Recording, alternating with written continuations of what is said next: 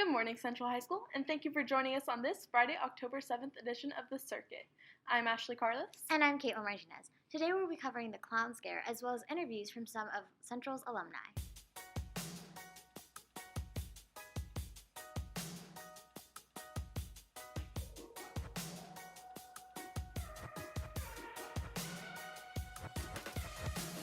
I just wanna stay in the sun where I find I know it's hard sometimes. Pieces of peace in the sun's peace of mind. We are well into the new school year, but some alumni came back to share their stories about what their time at Central meant to them. Here's Maddie and Grayson with their memories. If you could relive your high school years, would you do anything differently? That's a gotcha question. What is it? From here up? Okay, so it's on my legs? No. Okay, so if I have my hands right here. Yeah. Yes, I probably wouldn't have jumped from sophomore year with all regular classes into junior year with 3 AP classes, one including physics, which dang near killed me. I would start my freshman and sophomore year over because I messed around way too much as far as grades go and everything. Nothing. I would not do anything differently. What is your most memorable high school experience? Definitely being on drill team was definitely my biggest one. Playing baseball and basketball and just being in the locker room with all those guys. It was just a lot of fun. Prom was my favorite memory. It was like a really awesome night. I can't believe that it ended so quickly because it was so much fun to dance and just enjoy being there with my friends for like one final moment. Did you have a high school sweetheart? No, I did not have a high school sweetheart. I did, yes.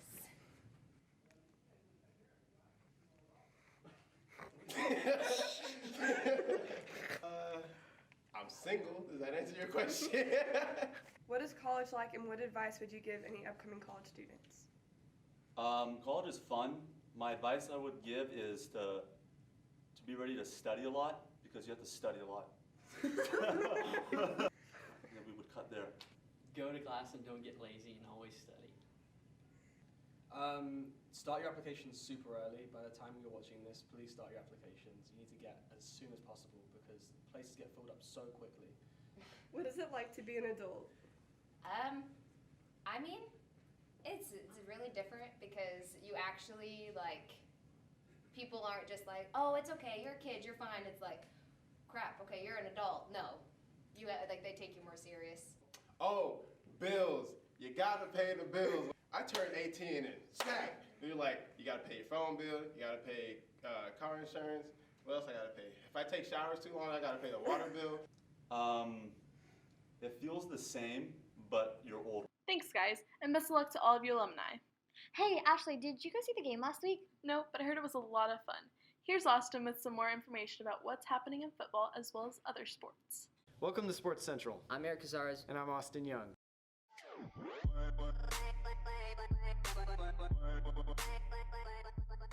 The Central Chargers football team competed against the Weatherford Kangaroos last Thursday night. We won 41-14. Datavian Blackshear had a nice 49-yard touchdown run to get the Chargers on top. And then Zion Purvis had 188 yards that game. On 20 rushes. Some other good performances from the Chargers were from Reese Robinson throwing 2 touchdown passes and DJ Graham, a freshman, catching 139 receiving yards.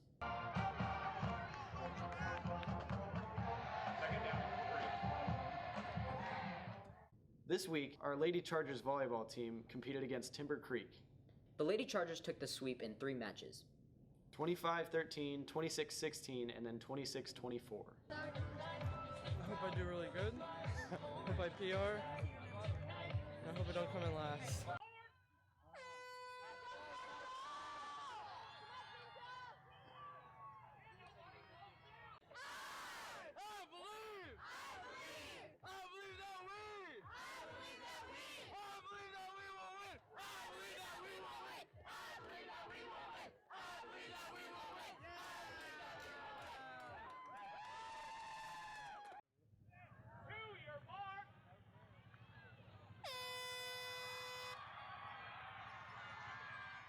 The Central Chargers cross-country team competed at 2 meets this past weekend.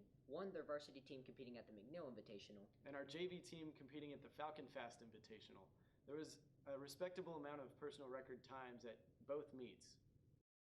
Thank you, Austin, and great job to the cross-country, volleyball, and football team. And speaking of football, here's Sydney with a video to get y'all hyped for the big game tonight. I've been working all day till the sun go down. Back hurt, feet hurt, but I still got to work. Who gonna save me? Break every chain. Take me away from this place and lead me away.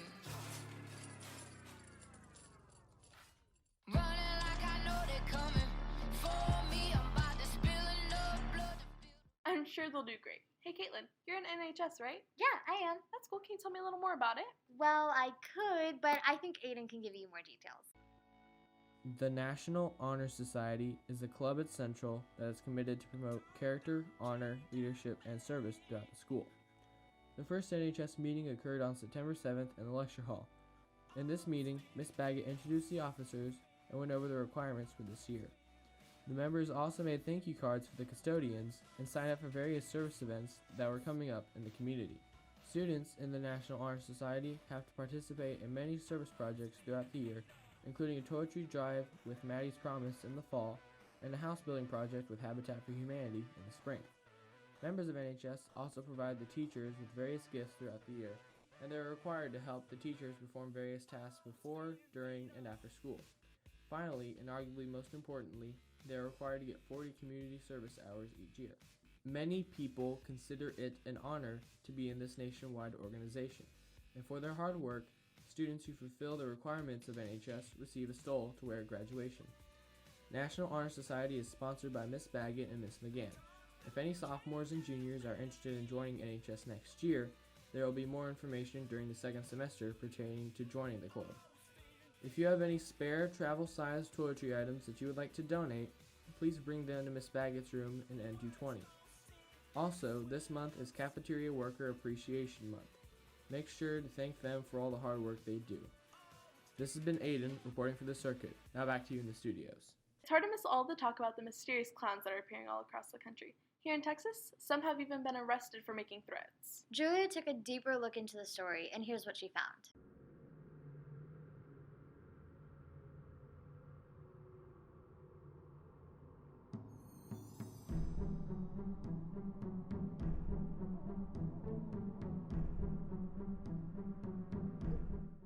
You may have heard of what people are calling the clown scare. 16 states, including Texas, have reported sightings of these clowns. These clowns are more than just pranksters, though. Police have identified them as a social media threat. Schools have gone into soft lockdowns and even closed. This incident is not new. Back in the 80s, child predators would dress as clowns as a way to lure kids. Now, some are armed with knives or other weapons. A Pennsylvania 10th grader was fatally stabbed on September 24th of this year. This is the most horrific of the incidents, but it is not the only one. In Tennessee, 2 suspects dressed as clowns and armed with explosives robbed a bank on September 28th. Though charges are able to be pressed, none have been. To further our investigation, we traveled to Arcadia Park to look into rumors of clown sightings.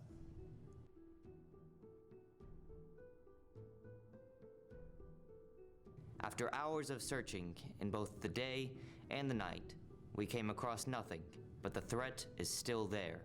These clowns are a serious threat. This is not a joke. It's not funny. People are getting hurt. Please be careful. Please stay aware of your surroundings and stay safe. And stay safe. Stay safe. Stay safe. And stay safe. Thanks, guys, and be sure to contact Keller PD if you see anything suspicious. Well, that's all we have for you today, Central. Thanks for tuning in. For news and more, be sure to check out centralhighhub.com, and for news and entertainment, you can see it on the circuit. Have a great Friday, Central.